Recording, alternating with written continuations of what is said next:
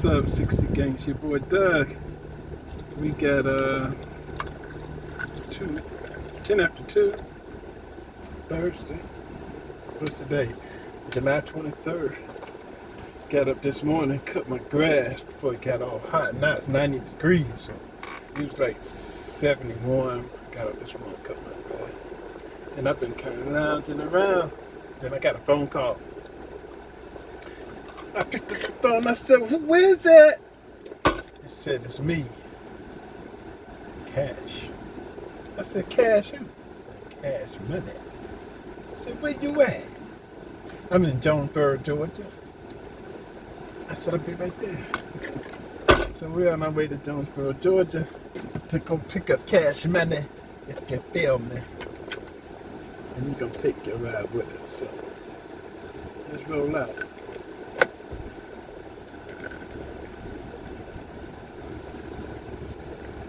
I only get up and there's some money.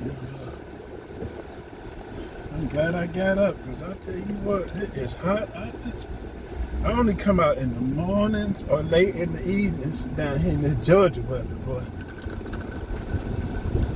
Thank you for joining me. Please like and subscribe, share with your friends, especially if they're about to hit 60. This is your boy Doug, 60 Gang. I'm in Loganville, Georgia. I've been here since 2003. So 2023. That's a long time. It's 2026 now.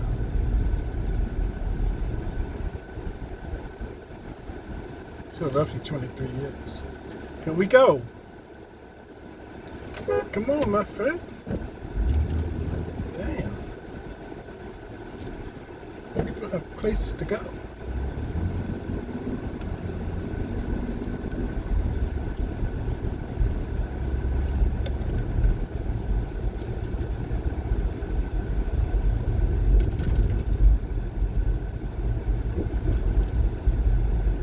AT&T. Don't nobody want AT&T. Remember, y'all, AT&T is the worst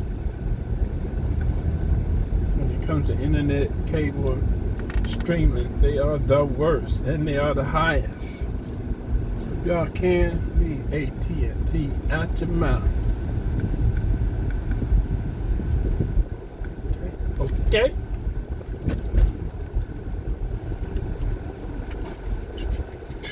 Go ahead and get me a little dab.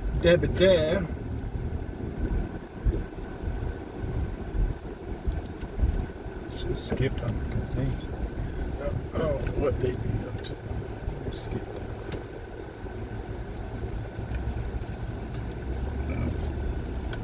Y'all crazy.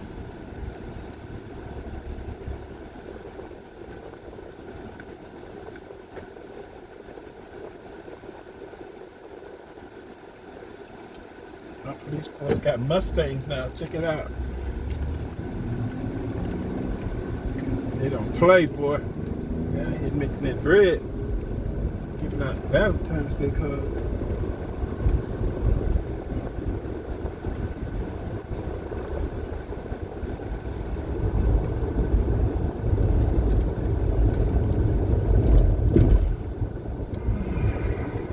Let's see what we get.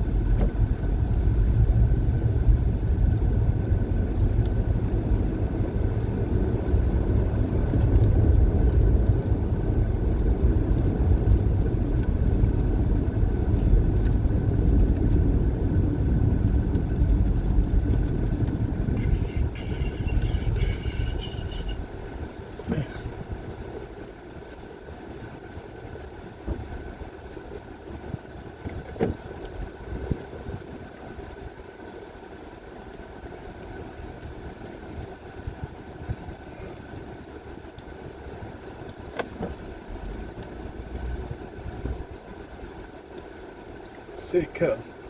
Do I have a Citco in the house?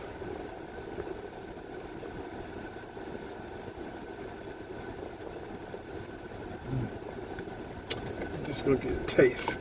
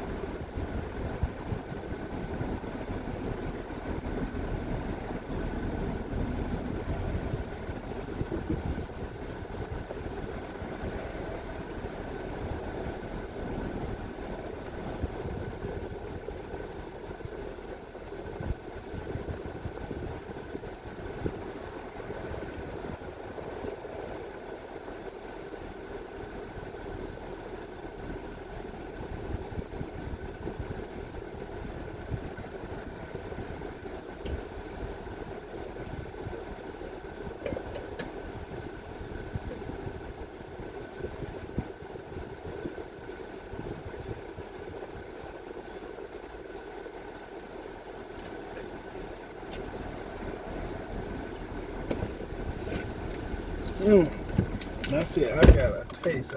I mean I got a taste.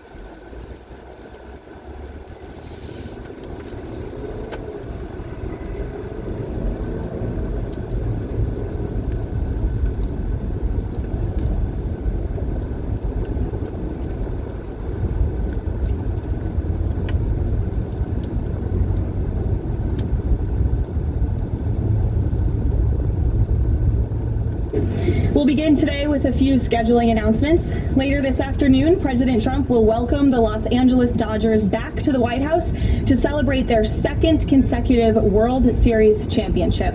Tomorrow night, the president will attend the White House Correspondents Association Dinner Round 2, celebrating free speech and the First Amendment alongside all of you, members of the media.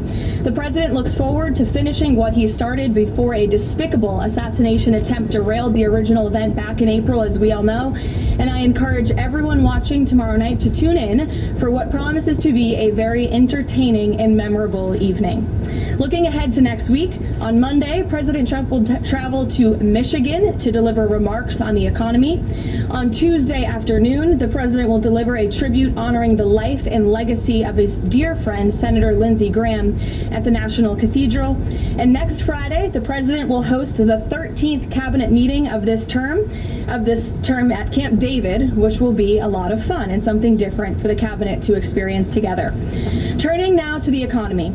A little more than a year after President Trump signed the Working Families Tax Cuts into law, this historic legislation continues to deliver on its promise, unleashing a genuine boom for American workers, families, and small businesses. The numbers speak for themselves. This was the biggest tax refund season in American history, with the average refund exceeding $3,400, an 11% increase over the last year. American families and workers claimed $82 billion in direct tax relief, and 97% of filers received a tax cut. More than 29 million workers claimed no tax on overtime. More than 35 million seniors claimed no tax on Social Security, and nearly 8 million workers claimed no tax on tips. Thanks to the other pro-growth provisions in the Working Families Tax Cuts, like making the 20% small business tax deduction permanent and delivering 100% expensing for new factories, equipment, and research, the Trump administration is setting up American manufacturers and workers to thrive like never before. Just this week, the National Association of Manufacturers, which is the largest manufacturing association in the country, released a detailed report showing exactly how these tax cuts are driving investment, job creation, innovation, and long-term growth in all 50 states. In fact, I'd like to take a moment to highlight just a few of the real American businesses that this law is helping. Pivot Manufacturing in Arizona made the largest equipment purchase in company history after the Trump tax cuts gave them the long-term certainty to invest with confidence. Winton Machine Company in Georgia is on pace for the best year in its history. Ketchy Inc. in North Carolina was able to purchase new machinery and expand its workforce by 25%. And Juergens in Ohio expanded its brand new facility to increase production, and they're also paying their workers even more thanks to the no tax on overtime provision. These are not just great statistics, these are American businesses with the confidence to grow, hire, and invest right here at home rather than offshoring their jobs. And a business opening or expanding in this country means more opportunity and higher wages for American workers. It means I'm going to back this up because Trump is trying to teach us how to invest. He can't give out trader secrets. So you have to listen and pick up the key words of what to invest. I'm going to back it up. Make sure you get your pencil and pen ready if you are an investor. If you have Cash App, you can also invest on Cash App. So I'm going to back it up, and I want you guys to listen closely. Good to see you here today. Good morning, Gabe. We'll begin today with a few scheduling announcements. Later this afternoon, President Trump will welcome the Los Angeles Dodgers back to the White House to celebrate their second consecutive World Series championship. Tomorrow night, the president will attend the White House Correspondents Association Dinner Round 2, celebrating free speech and the First Amendment alongside all of you, members of the media. The president looks forward to finishing what he started before a despicable assassination attempt derailed the original event back in April, as we all know. And I encourage everyone watching tomorrow night to tune in for what promises to be a very entertaining and memorable evening. Looking ahead to next week, on Monday, President Trump will travel to Michigan to deliver remarks on the economy. On Tuesday afternoon, the president will deliver a tribute honoring the life and legacy of his dear friend, Senator Lindsey Graham, at the National Cathedral. And next Friday, the president will host the 13th cabinet meeting of this term at Camp David, which will be a lot of fun and something different for the cabinet to experience together. Turning now to the economy. A little more than a year after President Trump signed the Working Families Tax Cuts into law, this historic legislation continues to deliver on its promise, unleashing a genuine boom for American workers, families, and small businesses.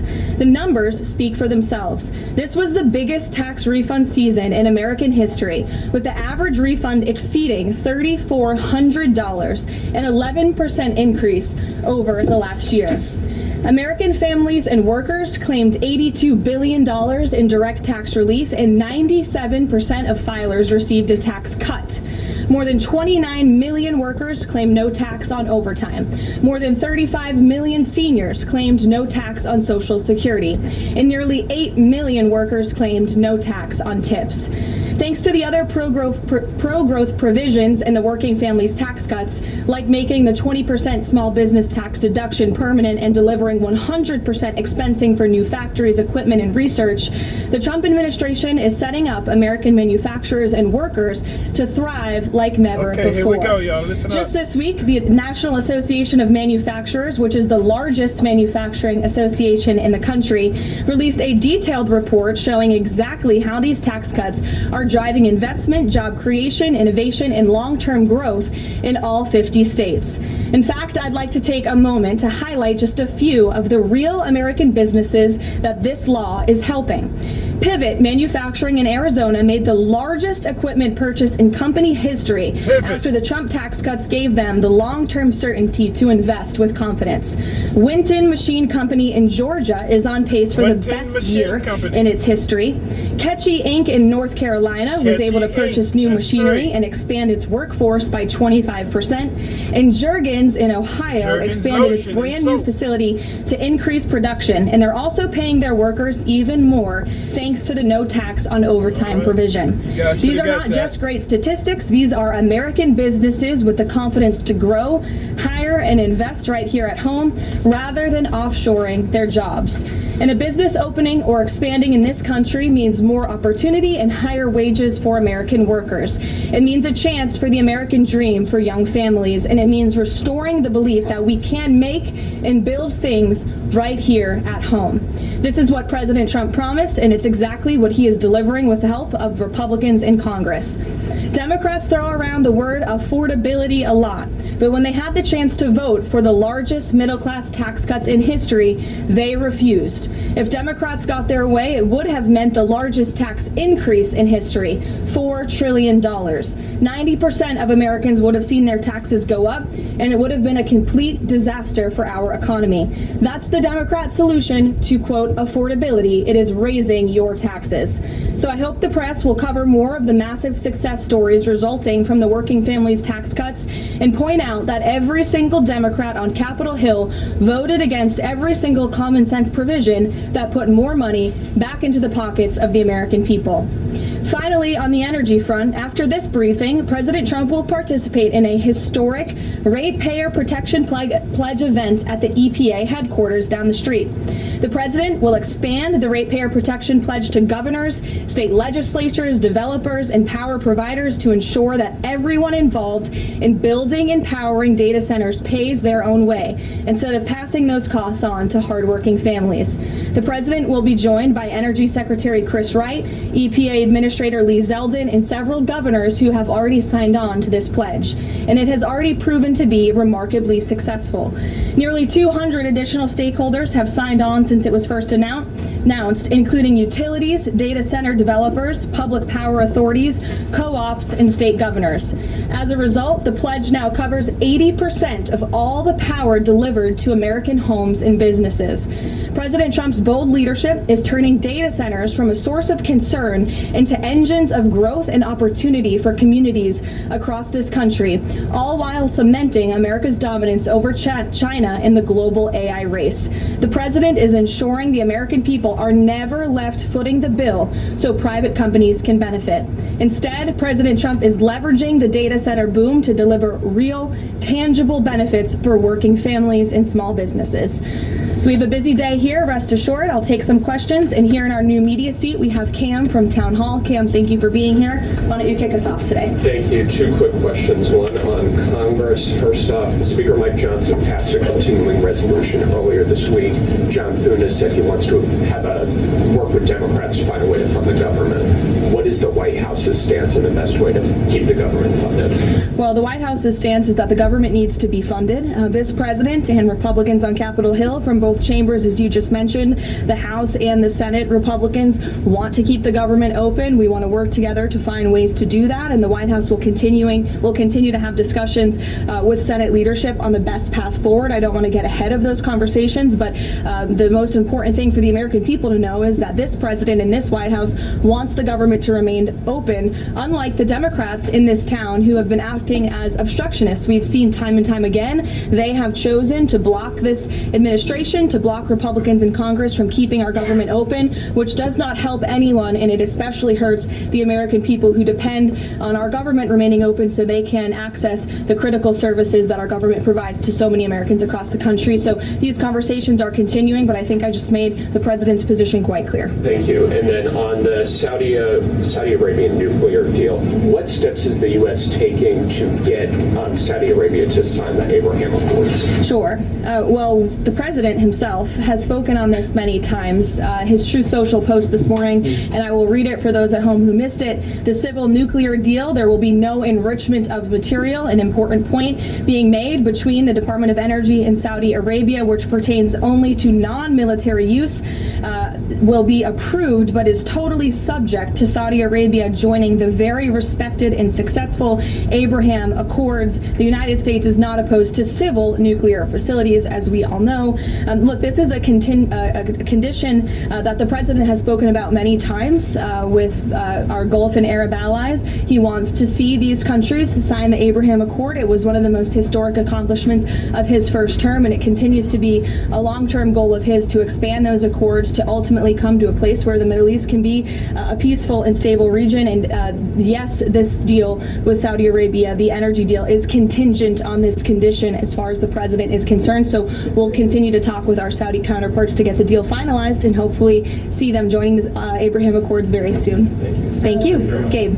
Caroline, thank you. With regard to the Saudi nuclear deal, why was that condition not mentioned yesterday when the Energy Secretary announced it? Well, look, the president is always the final deal maker, as you know, and this is something that he has mentioned on numerous occasions going back. I can provide you with those statements, and he has said if they don't join the Abraham Accords, the deal is off. So we'll continue to have those conversations with our Saudi counterparts moving forward. So the deal is dead if Saudi Arabia doesn't join. And have you any No. indication that Saudi Arabia is even considering this? Again, the president has spoken directly with the Saudis about this in numerous conversations in the past, and the administration will continue to engage in those conversations. Alexandra. Be exempt from international inspections as part of this deal if it moves forward? I don't want to comment on the specifics of the deal as we're still, again, as I just said, talking especially about this very important condition that the president raised this morning.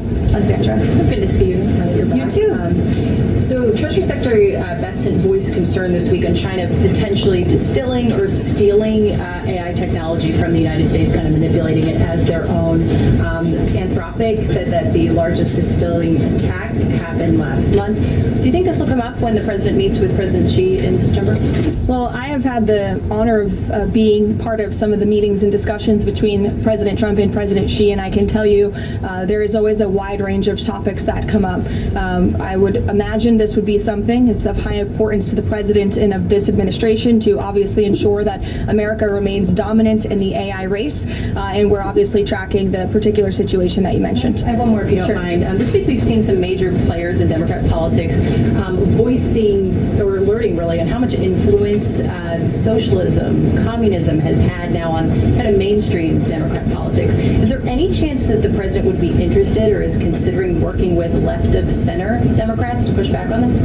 Well, unfortunately, we don't seem to have too many of those left in the Democrat Party. We have literal self-proclaimed communists who are winning elections and who are claiming to be the new leadership of the Democrat Party. I think the vast majority of Americans understand the dangers of communism. Just look at countries all over this world. As an example, Cuba right now is a country that is about to be a failed state because of the communist policies of the past several decades. Communism should never be allowed to lead this country, and the president obviously is strictly opposed to it and all the dangers that it reaps.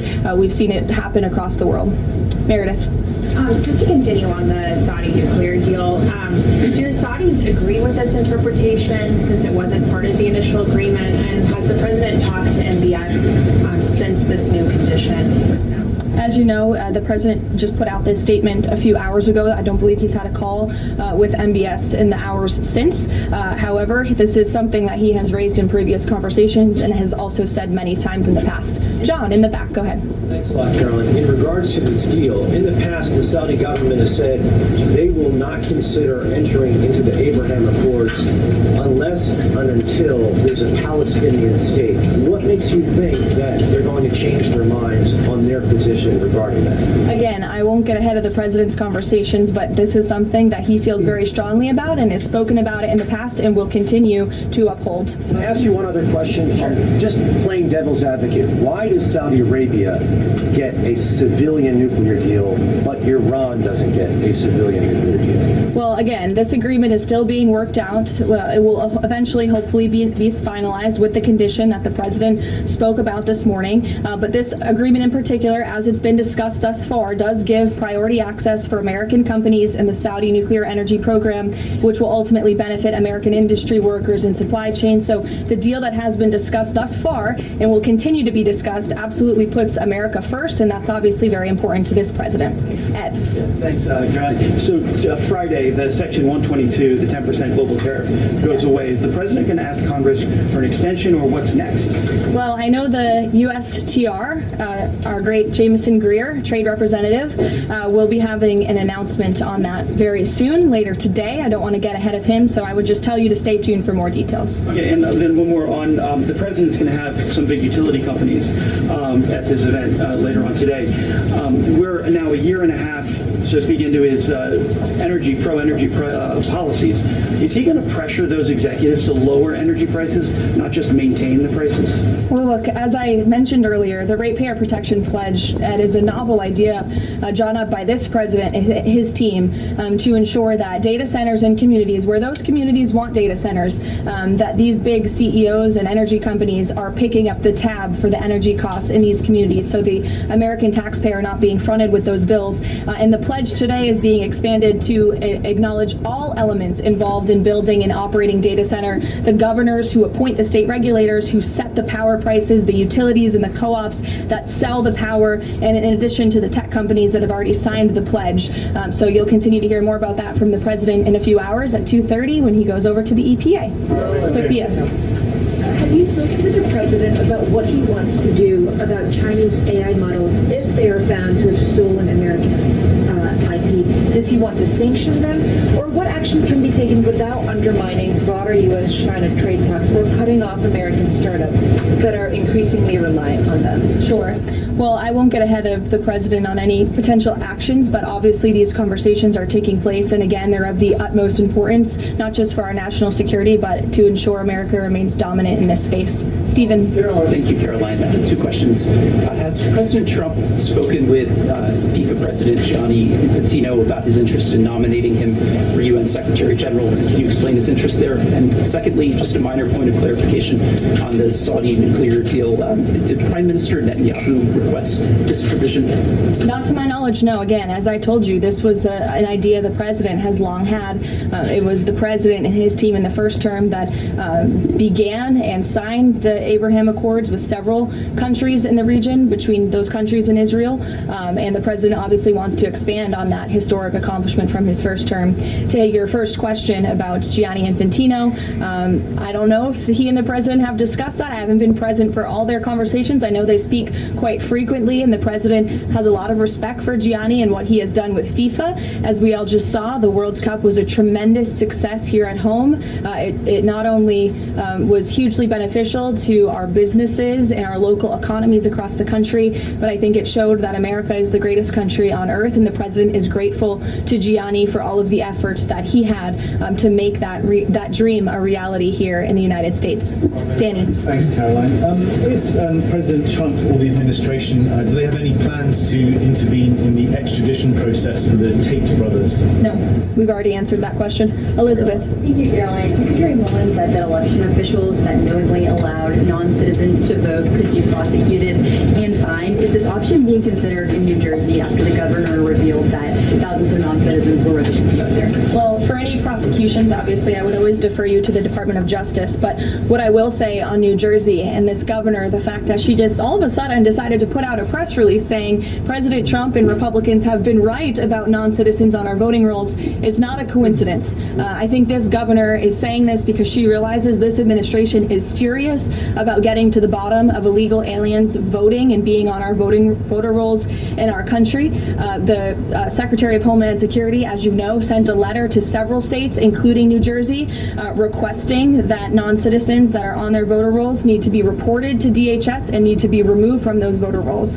So that's why all of a sudden she is speaking truth about the fact that this does take place in states across the country. It is completely unacceptable to have non-citizens on American voter rolls voting in U.S. elections. And she says it's 6,600. We suspect it's a heck of a lot more, not just in New Jersey, but in states across the country. The president is hell-bent on getting to the bottom of this, and it's also why we need to pass the Save America Act to ensure that only U.S. citizens are voting in U.S. elections. And I understand the House had a great accomplishment yesterday with passing the budget resolution, which has as much of the Save America Act as possible, and we encourage the Senate to move forward with passing that resolution into law so the president can sign it into law by the August recess. It's of the utmost importance to this president, but also to the American people who support this bill overwhelmingly. Mary in the back. Thank you, Two questions. One on Sophia Cunningham and then on self-driving cars. Sure. Sophia Cunningham in the WNBA has been attacked as a MAGA Barbie for saying it's common sense for men to not be in women's sports and locker rooms. Is the president following this story, and has he reached out to her? I don't believe he has reached out to her. I know he is following the story. As you know, this is something the president feels strongly about as well, and the American people do too. That men should not be playing in women's sports. It's completely ludicrous that anyone could support that. It's even more ludicrous that you do have Sophia Cunningham, a female athlete herself, very accomplished in her own right, coming forth and speaking that truth that men shouldn't play in women's sports. We want to protect women and girls, and the backlash she is receiving from Democrats and left-wing figures across the country is astonishing. They are clearly very out of touch with the American public on this issue, which again is an 80-20 issue. It's common sense. It's rooted in basic biological fact that men should not be competing against women on playing fields across the country. Thank you. And then with self-driving cars, there's legislation right now to ban China's self-driving car technology from U.S. roads. Does the White House have a position on this? And broadly, how does the president feel about self-driving cars himself? Well, you know, the president did have a red Tesla here at the White House for quite some time, so he's a supporter of them. I know he's purchased some self-driving cars for his family members, his grandchildren, so I think he supports them and Americans who want to drive them. But with that said, I don't know about the specific legislation. I will check in with our Legislative Affairs Office and we'll get you a statement on that. Reagan. One question for you on Thune and then one on Darlene Graham. The president seemed yesterday frustrated with Leader Thune when he was speaking in Georgia. Is his patience running out with Leader Thune? And then the president recently endorsed Darlene Graham right after her appointment to Senate. What caused him to endorse her so quickly? The president met with Darlene and thought she will be a great representative for the great people of South Carolina and will carry on her brother's legacy of public service in that beautiful state. So the president is fully supportive of Darlene and her honorable decision to run and again to continue her brother's legacy. With respect to your first question on, remind me? Leader Thune, if his patience is running out. Look, the president spoke about this directly yesterday.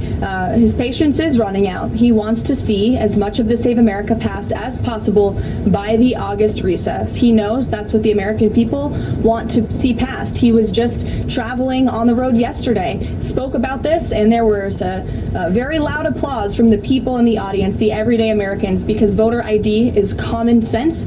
They want proof of citizenship in our elections, and the president feels very strongly about that. And I would just add, you know, the American people elected overwhelmingly Republicans to lead not just this White House, but also the House and the Senate. The House did its job. The Senate needs to do its job too.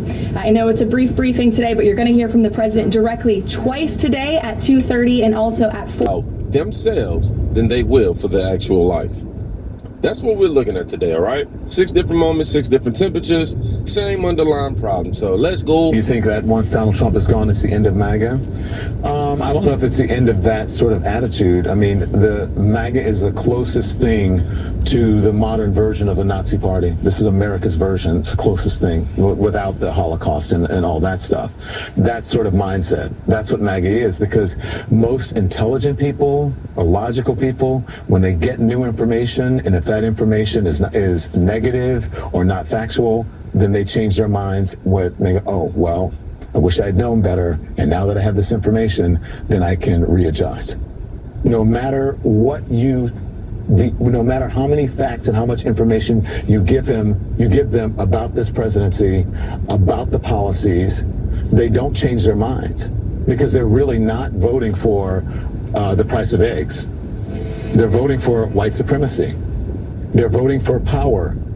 They're voting to have a preeminent voice. They're afraid of, they've been co-opted by many people in the Republican Party and Donald Trump to think that their failures are due to something else, the other, the black person, the woman, the Latino, the immigrant, the migrant.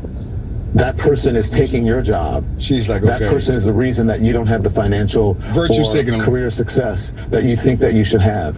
It's because of them. We want to take our country back. That's what MAGA is. All right, Bishop Wooden, here it is. Don Lemon says that MAGA is the closest thing to the modern version of the Nazi party. Right. I mean, that's a slap in the face to Jews. But he said this is America's version. It's the closest thing without the Holocaust and all that stuff. Well, one thing he doesn't do, he doesn't explain how that's true. He doesn't give any information.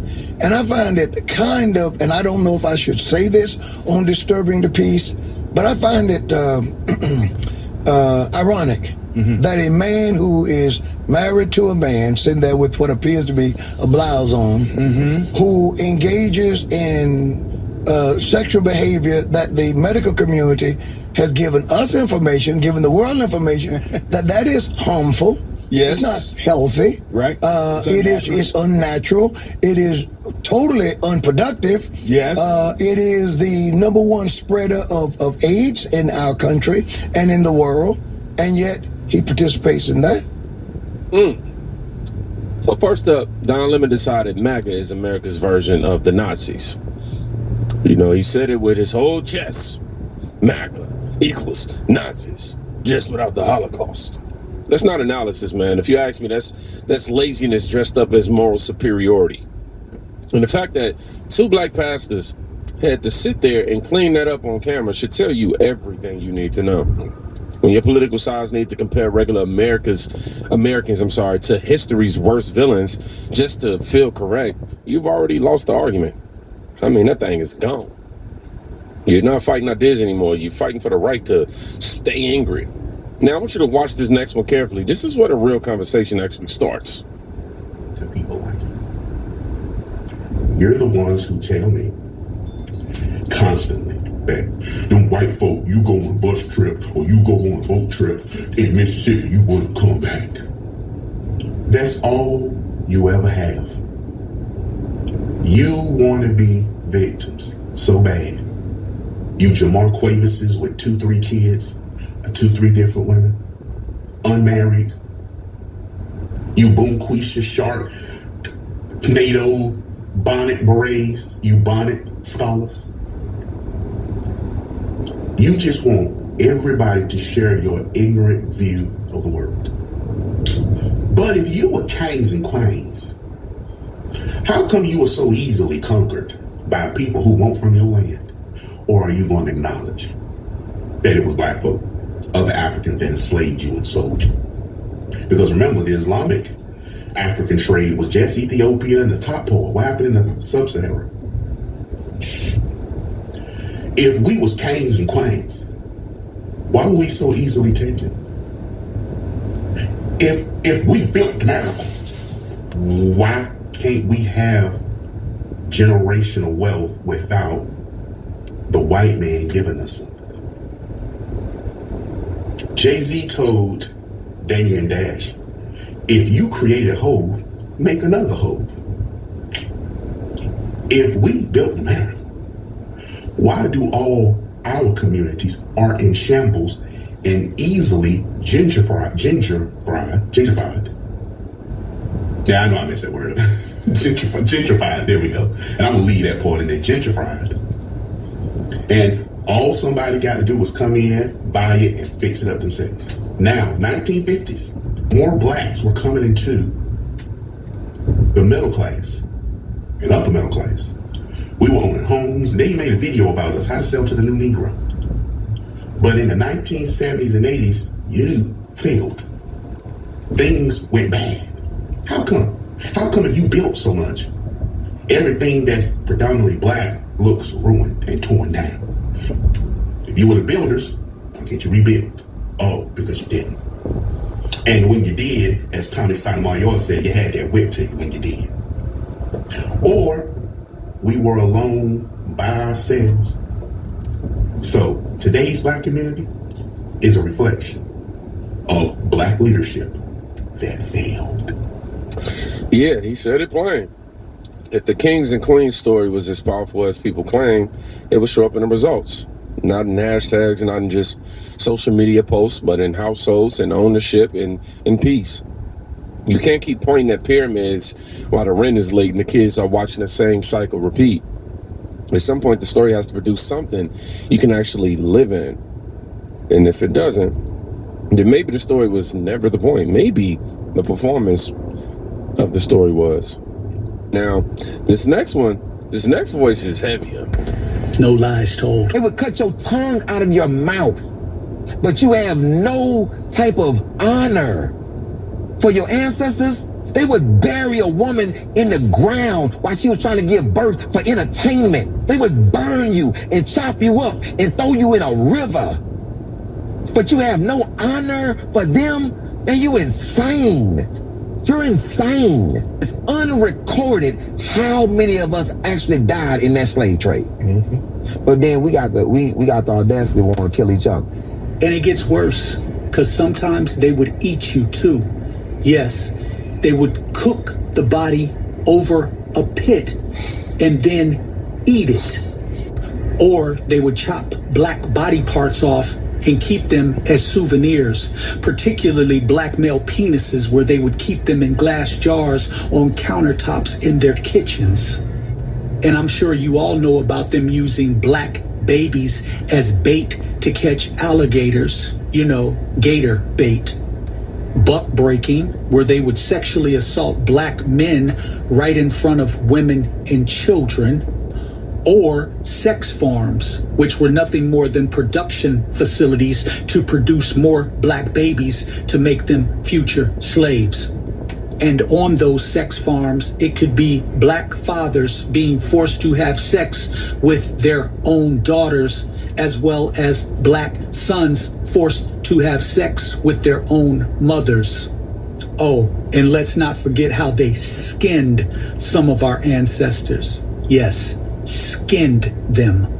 Or pulled the teeth out of the mouths of some of our ancestors while they were still alive in order to make dentures for white people. Or the white wives of slave owners who forced black men to either have sex with them or be killed, only for those black men to have sex with them, the white woman scream rape, and the black man being killed anyway. Or white slave owners who regularly molested black children, both boys and girls, and called them his little players. Or the sex parties that black women were forced to perform in whenever the slave owner would have his white male friends over as guests. All praises to our ancestors who endured the most brutal Holocaust that the planet has ever seen. And to the original men and women, could you remind me again, what is it that we're fighting over and killing one another over on a daily basis? Okay. Now, he definitely addressed some real concerns in the community, He's talking about the violence that was done. And then the strange way some people will extend endless understanding to the ones who, participated in it while offering almost none to their own. That's not healing, man. That's a double standard dressed up as compassion. You can't demand the world to remember every wound and then refuse to look at the ones we keep reopening ourselves. I'm not saying you have to agree or disagree with every single point made in there either, by the way. But selective memory always protects the performance first. Now, this is the moment that the title actually promised. A black Trump supporter finds a black libtard screaming about Donald Trump in the streets of D.C., and what happens next is pure cinema. Red, white, and Arctic green! We got a crazy liberal. White, and Arctic green! We got a crazy racist liberal sitting here with Team Algae. You are a fucking pet for white supremacy. Vulgar Black Lives Matter moron.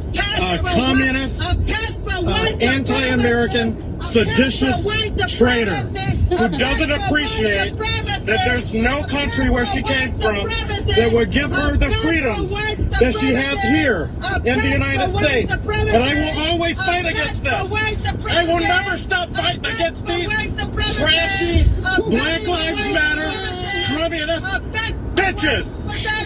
A pet for white supremacy. A pet for white supremacy. They're satanic. There's a pet for white supremacy. Can we just have this man be the spokesperson for the RNC? Can this man just carry forward all the midterm message? That's what we need. We need this man just simply needs to be the spokesperson. You need to go on all the shows and just say those exact lines. That's it. Just say the same lines. It's perfect. No notes. Yeah, exactly. One man standing outside with a Trump cutout, speaking with force. You got the woman performing pure chaos in the name of Team Algae. That contrast is really the whole problem. Virtual signaling needs an audience and a villain. It dies the second it has to stand next to someone who isn't performing. I'm sure she couldn't handle the difference between, noise and conviction. I'm sorry. Most people really can't. And it's almost demonic in a way, the way that the chances. Anywho, last one, y'all. I know I said I had 6 clips, but I think we're gonna end this one at 5. Last one. This was pure heat, though. If I'm in a situation where somebody being racist to me, the other person gonna always think I'm an animal, you heard me? Everybody around him gonna say, shit belongs in the zoo, cause I'ma cut the fuck up, cause you don't get to judge me because I'm black. You don't get to follow me around the store because I am black. You don't get to say I steal because I'm black. And you know damn sure ain't gonna tell me I gotta move because I am black. Make me move. You do not get to mistreat us because we are black. This is not the slave days. It's not. Okay. So, a couple things here.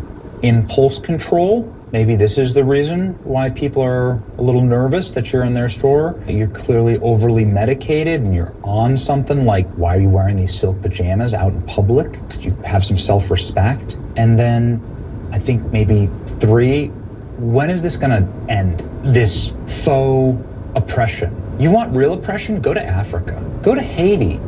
You ever wondered why you don't see videos like this from Haitians who are from a black country that's not even far from America? They overthrew their white oppressors. They wore their clothes and everything. They took control of this little French society. And guess what happened next? It all collapsed into the single worst place to live in the Western Hemisphere. This dynamic doesn't work when you recognize that black people, there are like a lot more black people in the world than white people. And so you're actually the majority. We're the minority. And so why aren't you acting right? You do know that you have a right, an ability to leave America at any time if you don't like the rules here. And the rules here are generally like, don't steal stuff, don't steal. But you can leave. And in fact, if it's a skin color thing for you, and you're so angry about that, and you made it a skin color thing, there's a lot more majority black countries than white countries if that's the thing that really gets you upset. So you can go there. You're free to do that. Till then, and this always works with hysterical women, calm down. She said, you will always mistreat me just because I'm black. Said it was so much fire too, right? While treating basic rules like they're optional. That's the final stage of the performance, right? When every consequence starts looking like racism and every standard starts looking like an attack. That's when the consequence starts. That's when everything starts looking like him. At that point, the story has fully replaced reality. And once that happens, nothing improves. It just gets louder. And here's the part most people miss. The loudest version of history right now is the one that never has to produce anything. It only has to accuse. It only has to signal. It only has to stay angry enough to keep the costume on. But results don't care about the costume, man. You can feel the difference in these clips. One group is still trying to win an argument about who hurt them. The other group is more interested in making sure the next generation doesn't inherit the same empty script. That's not small. That's the actual separating lines. For the people still married to selective history will keep performing. The ones who got tired of it are already building something that doesn't need a villain to survive.